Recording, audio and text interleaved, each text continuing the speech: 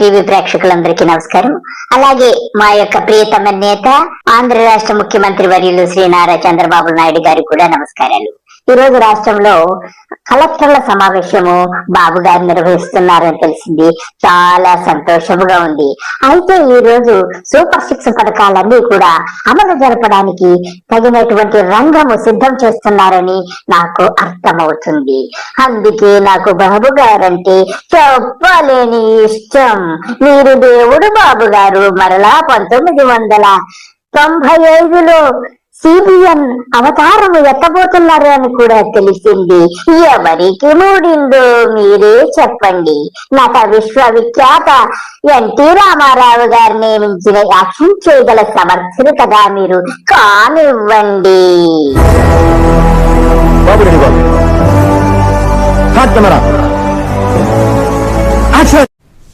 నేను కూడా అయిన తర్వాత ఆకస్మిక తనిఖీలకు వస్తున్నా.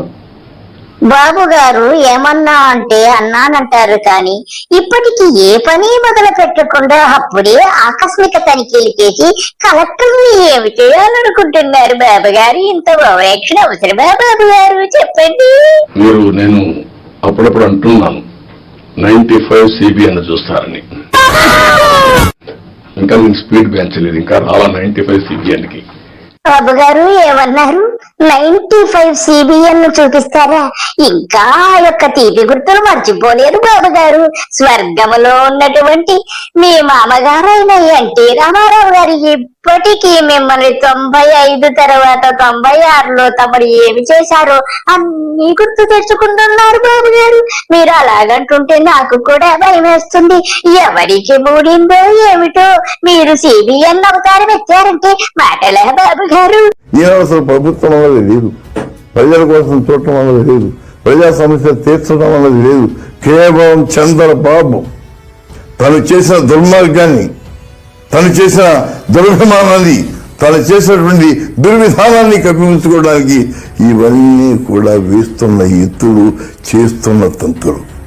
బాబు గారు మామయ్య గారు చెప్పిన మాటలు విన్నారుగా.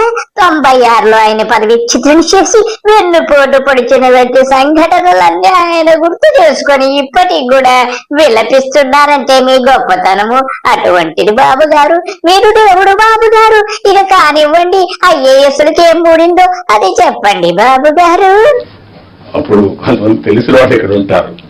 మినిస్టర్స్ కూడా అప్పుడు పరిగెత్తేసేవాళ్ళని. వీళ్ళు పరిగెత్తేవాళ్ళం, మేము పరిగెత్తేవాళ్ళం.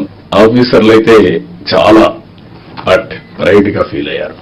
నేను వచ్చినప్పుడు అంగన్వాడీకి పోతా, డ్రైన్స్ పోతా, డోంట్ మిస్టేక్ మీ.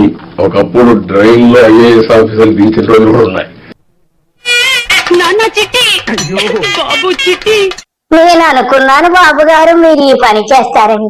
మొత్తం రాష్ట్రంలో ఉన్నటువంటి అందరూ IASలను తీసుకెళ్లి డ్రైనేజీలో ముంచేస్తారు. ఇది మాత్రము సందేహమే లేదు బాబు గారు. ఎంతమంది IASలు డ్రైనేజీలో మునిగిపోతారో అని నా మనసు విలవిలలాడిపోతుంది. మామయ్య గారిని కూడా అలాగే డ్రైనేజీలో ముంచి చంపేశారు కదా బాబు గారు, వెన్నుపోటు పొడిచి. ఇప్పుడు ఎవరికి మూడిందో ఏమిటో. పాపం IAS అందరూ బానిసలా మారిపోయారు. నాకు అర్థం కాని ఒక్క విషయం బాబు గారు, ఇంత వినయన విధేయతలతో IASలందరూ చేతులు కట్టుకుని డ్రైన్ లో ముంచేస్తారన్న స్పందించకపోవటం చాలా విడ్డూరముగా ఉంది బాబు గారు. మీరు దేవుడు బాబు గారు. బాబు గారు వెళ్ళారు.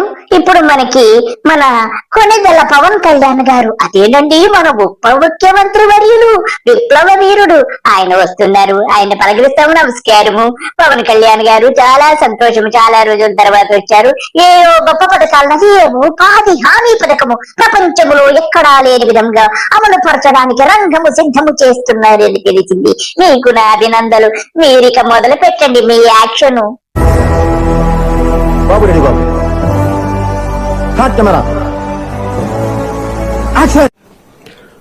ఈ పరిస్థితికి రావడానికి మేమందరం కూడా చాలా నలిగి వచ్చాం. వ్యక్తిగతంగా దాడులు కానీ, తిట్లు కానీ, ఇంక్లూడింగ్ గత ప్రభుత్వం నుంచి మాకు ఇవన్నీ అనుభవించి వచ్చామంటే, ఇంత భరించి మేము ఎందుకు వచ్చామంటే,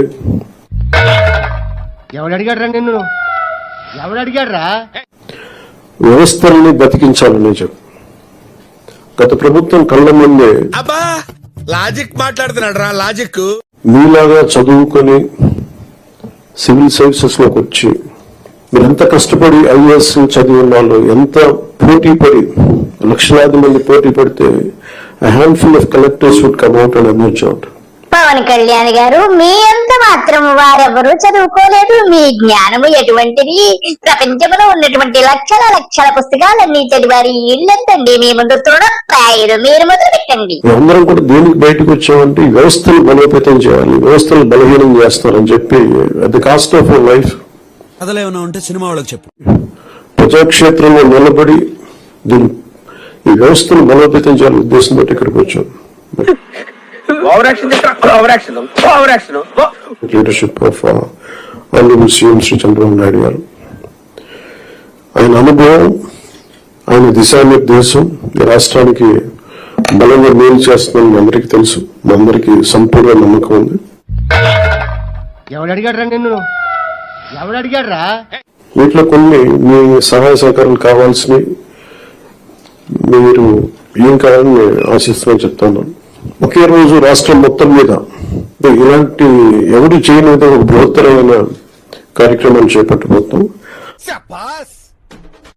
ఒకే రోజు రాష్ట్రం మొత్తం మీద 13,326 గ్రామ పంచాయతీల్లో ఉపాధి హామీ పథకానికి సంబంధించి రాష్ట్ర చరిత్రలో ఇప్పటి వరకు ఎవరు చేయని విధంగా చిత్తశుద్ధితో గ్రామ సభలను ఏర్పాటు చేసి గ్రామ సభ రెజల్యూషన్ చేయడం జరుగుతుంది. పవన్ కళ్యాణ్ గారు, మీరు చంద్రబాబు నాయుడు గారు పదవికి 2 నెలలు కావస్తుంది. మీరు మరి మేనిఫెస్టో గురించి మర్చిపోయారా? ఈ కలెక్టర్ సమావేశంలో మేనిఫెస్టో గురించి చర్చించరా?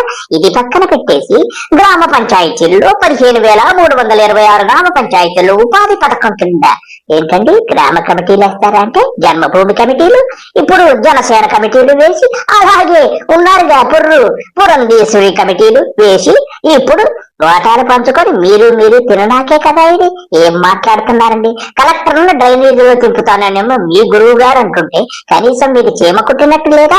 ఐఏఎస్ అలా మాట్లాడడం, ఐఏఎస్ కూడా బుద్ధి జ్ఞానం లేదేమో అనిపిస్తుంది. వారు కూడా నోరు బెనకపోవడం చాలా శోచనీయము. ఇవన్నీ కూడా మోసాలు చేయకండి పవన్ కళ్యాణ్ గారు. 24 గంటలు మీ యొక్క ముఖ్యమంత్రిని పొగుడుకోవడంతోనే సరిపోతుంది. గతంలో మరి మీరు దూషించిన సంఘటనలు కూడా ఎన్నో ఉన్నాయి. అవి కూడా ఒకసారి గుర్తు తెచ్చుకోండి. మీరు ఇలాగా రంగులు మార్చడము, ఒకవేళ ముఖానికి వేసుకొని సినిమాల్లో రంగులు మార్చినట్టుగా రాజకీయాల్లో రంగులు మార్చితే మీ ఇద్దరికీ కూడా భవిష్యత్తులో పుట్టగతులు ఉండవని హెచ్చరిస్తున్నాను. నమస్తే అందరికీ.